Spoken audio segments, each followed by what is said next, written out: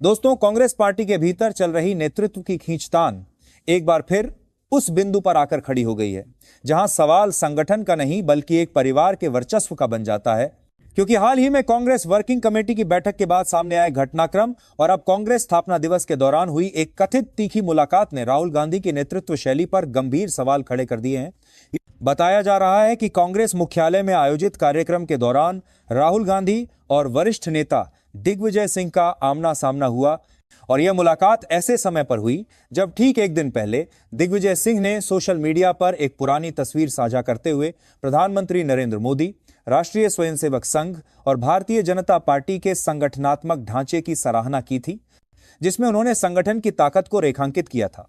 एक ऐसा संदेश जिसे कांग्रेस के भीतर गांधी परिवार के नेतृत्व पर परोक्ष सवाल के तौर पर देखा गया। सूत्रों के मुताबिक इसी पोस्ट से नाराज राहुल गांधी ने सार्वजनिक रूप से दिग्विजय सिंह से यह कह दिया कि कल आपने बहुत बदतमीजी की। और हैरानी की बात यह रही कि इस मौके पर सोनिया गांधी, शशि थरूर सहित कई वरिष्ठ नेता मौजूद थे।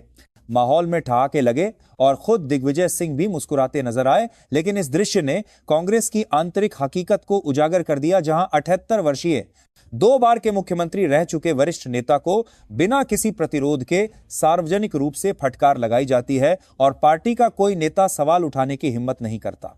राजनीतिक विश्लेषकों का कहना है कि यह घटना अकेली नहीं है। इससे पहले भी पार्टी अध्यक्ष मल्लिकार्जुन खड़गे की भूमिका को लेकर ऐसे संकेत मिल चुके हैं कि वास्तविक निर्णय शक्ति संगठनात्मक ढांचे में नहीं बल्कि गांधी परिवार के हाथों में सिमटी हुई है।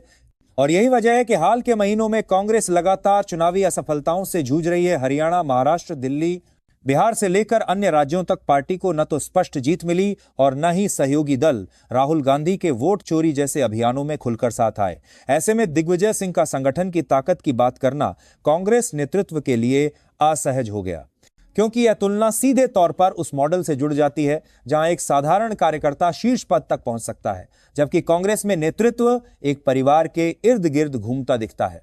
यही कारण है कि बीते वर्षों में ज्योतिरादित्य सिंधिया, हेमंत बिस्वा शर्मा, जितिन प्रसाद और गुलाम नबी आजाद जैसे नेताओं ने पार्टी से दूरी बनाई और आज वही नेता दूसरी राजनीतिक धाराओं में सक्रिय और प्रभावशाली भूमिकाओं में नजर आते हैं, जबकि कांग्रेस के भीतर असंतोष दबा हुआ है।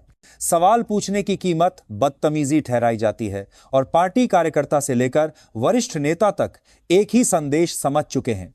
यह संगठन नहीं बल्कि आदेशों से चलने वाली राजनीति है। बाती पार्टी का राजनीति है, बाती पार्टी कार्यकर्ता से लेकर संगठन नहीं में।